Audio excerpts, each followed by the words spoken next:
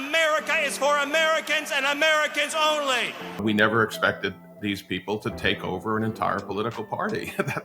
These people have always been there, but now they've risen to the forefront. They've taken over the political party because the party has allowed itself to be taken over. So now we have effectively people who are using Klan-like rhetoric in the public, and we're all very ho-hum about it. It seems to me.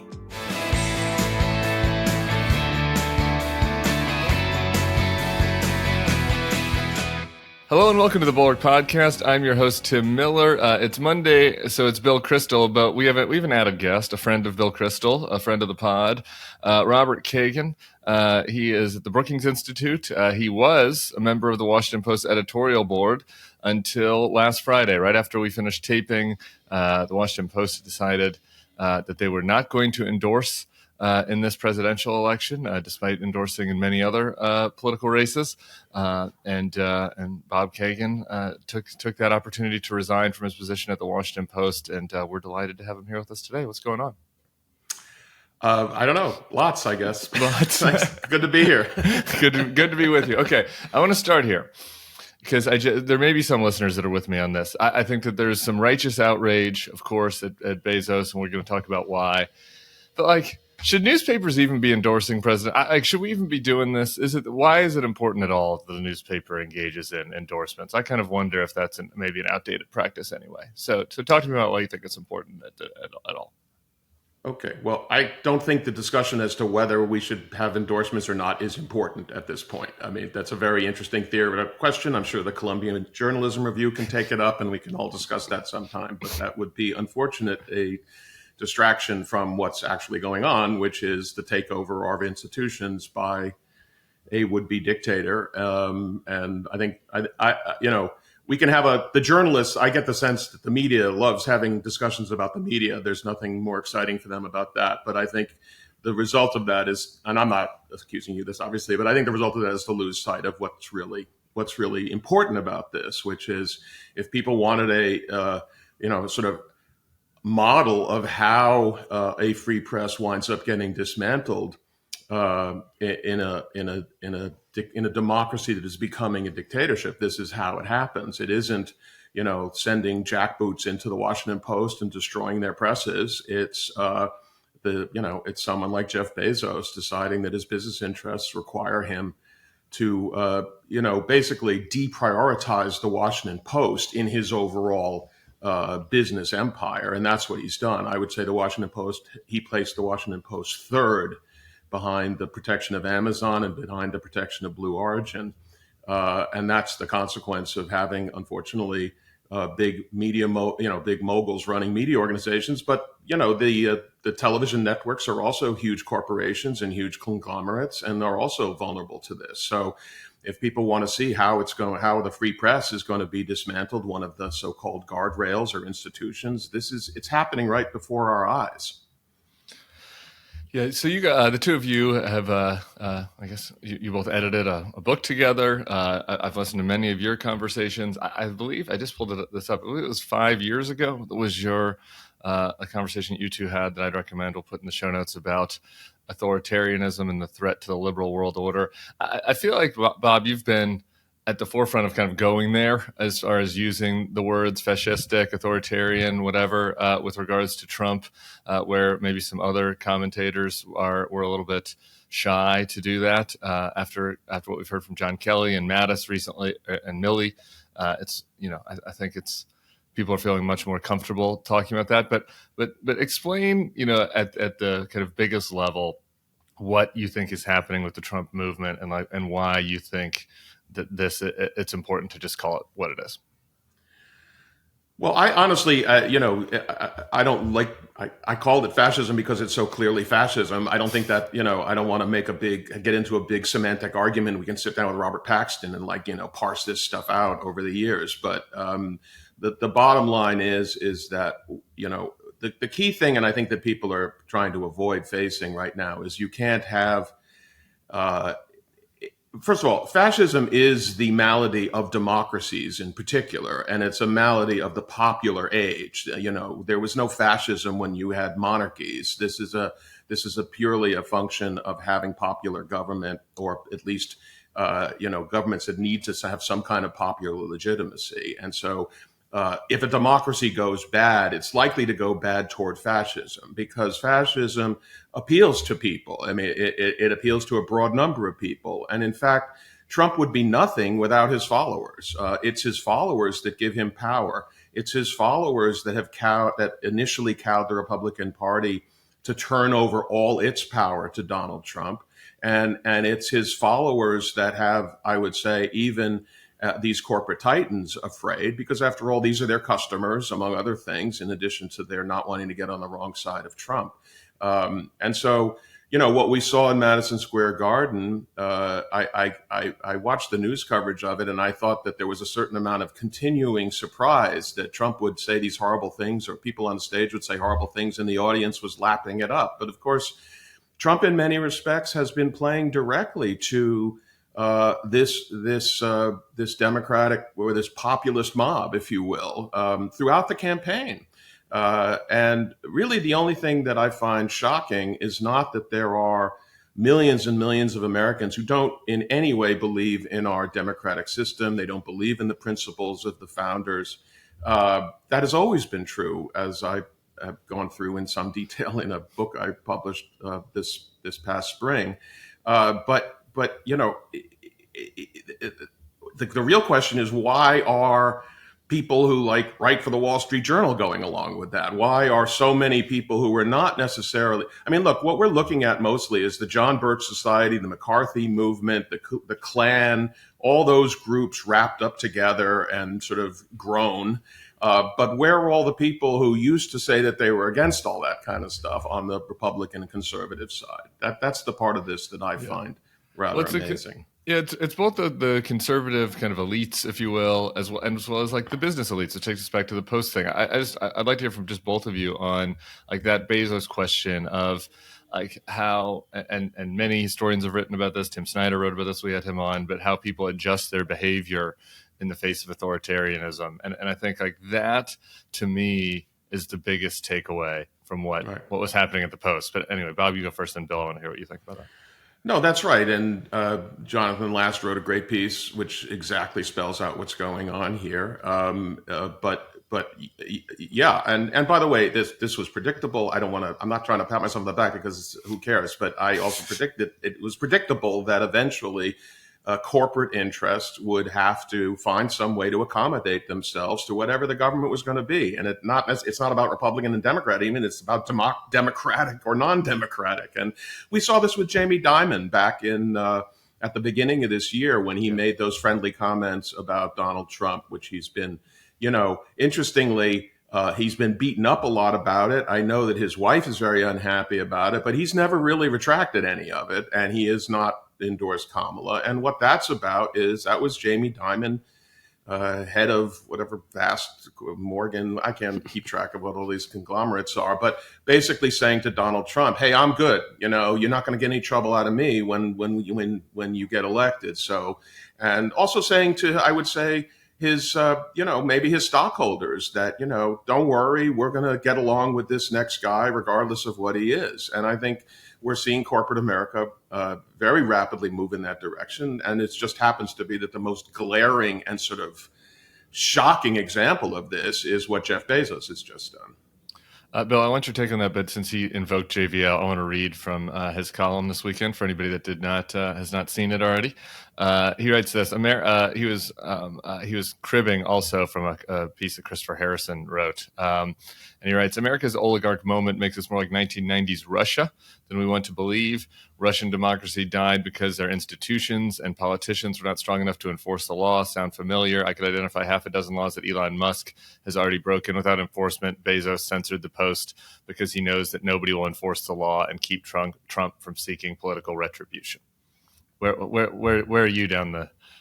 Where are we on the 1990s Boris Yeltsin Russia trajectory? Bob was in Russia for some of those early, I believe just before, right around then, just before then, right? So you should talk about that too. Yeah. No, I mean, the capitulation of elites, of institutions, is one of the marks of the descent into authoritarianism. It's an important mark. It follows the rise of the authoritarian and his movement, and then different institutions collapse at different times. But I guess what I would say is that it can happen faster than people think, and it can happen. People doing it are people who 5 years ago were, certainly wouldn't have thought of doing this and thought they were. I don't know what they really thought about themselves, but they were treated respectably. And here's the most striking thing, though: they're still going to be treated respectably. Jeff Bezos is going to pay no serious price for this. Jamie Dimon paid no price. I mean, yes, he was a little tongue clucking. I bet Jamie Dimon was not disinvited to one single, Davos type event or elite type event in, in Wyoming or wherever those things are, and, in Aspen over the last 6, 8, 9 months. And I bet actually a lot of people quietly told him, yeah, that was probably, you may be right about that. And it does get to I guess the last point I'll make, but I really want to hear Bob on the kind of the analogy with Russia, but also Turkey and many other places, incidentally, Hungary. They're not the U.S. We're stronger than they are, I suppose, and have stronger guardrails, but we don't have super strong guardrails. But anyway, getting back to Dimon, the degree to which he, they paid no price, and they think I don't think they're doing the right thing. I don't know. I don't even think there's much. The savvy thing. Yeah, I don't think there's much regret on their part about what they're doing. Right.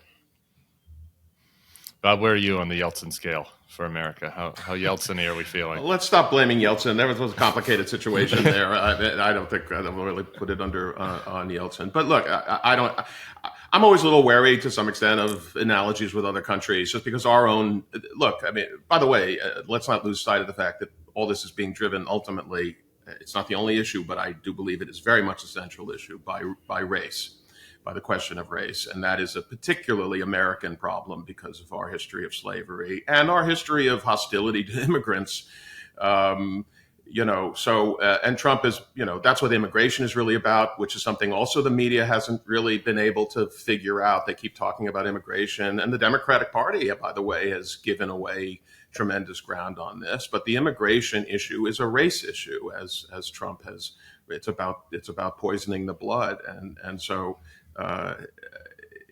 race is at the root of all this. That's why I just want to say I don't like to go too far with comparisons. But I'm sort of amused right now because now it is important to remember why communism was so popular after World War II, because of course people saw these corporations in Germany obviously line up with Hitler. And it's very clear that even though capitalism may depend on liberalism, capitalists do not, and certainly don't feel that they do. They know that they can do absolutely fine in a Trump administration, and they will know how to deal with Trump, by the way, which is to pay him off. I mean, they'll find ways to pay off him or the family or whatever. And they'll do fine. And by the way, they have billions of dollars, so they're well protected, et cetera. I just think this is the only way it's interesting. I mean, not the only way, but it's interesting to talk about other countries. But what we're really talking about are human beings. This is the behavior of human beings under certain circumstances. And the circumstance here is one driven by fear of an all-powerful dictator, which then has a logical consequence in the behavior of human beings, including even people who like to think of themselves as standing up for principle. All of a sudden, they're thinking about their jobs. They're thinking about their careers. They're thinking about their families. And this leads to all kinds of behavior, both, openly craven behavior like Jeff Bezos, but also rationalizations for why you should never resign from the job that you're in. You know what I mean? All those Trumpy people who worked for Trump and knew he was terrible, but never resigned. They all had to be fired, as far as I could tell. Not a single one of them resigned. And I think we're seeing that playing out now in other areas, and we're going to continue to see that. You can count on the fundamental selfishness of human beings, You can see how, by the way, that hurt their credibility. We all were saying this in real time, but like the John Kelly stuff, it would be much more credible now if that interview was taken in 2018 or whatever when he was after his resignation, which never happened, right? Exactly. Just as far as human beings, one more thing. So have you gotten any pushback? Are any of the flunkies calling you, Bob, and saying, hey, it's not like that, it's not like you think? Like, are they providing any spin besides the obvious for why lack of endorsement? I'm getting radio silence from the Post in all directions. So but that's telling, I think, in a certain way. I haven't heard a word. Well, look, I wasn't, I'm not. I was with the Post in this capacity for about 25 years, but I was never like, Sure. I'm not like some of those people who like their whole identity is wrapped up of being at the Washington Post. That's their whole life in some respects. And so I don't want to, by the way, my resignation was relatively easy. Other people have much harder choices to make, and I respect that. But I also can see the rationalizations that people come up with why it's really not better. It's really better to stay. I appreciate that. I want to just also, while we have you, lend your authoritarian expertise with a little bit more on the MSG rally and your reference to how race underlines a lot of it. I just want to play one clip from the rally. This was Stephen Miller, who will be, I guess, in charge of the Donald Trump immigration regime if he is to be elected again. Let's listen to Stephen Miller yesterday at Madison Square Garden. The cartels are gone. The criminal migrants are gone. The gangs are gone. America is for Americans and Americans only. One man. And that man, ladies and gentlemen, that man took a bullet for you. He took a bullet for democracy. America is for Americans and Americans only. And only our cult leader can save us. What do you think about that, and maybe the context, the historical context of that rally, Bob?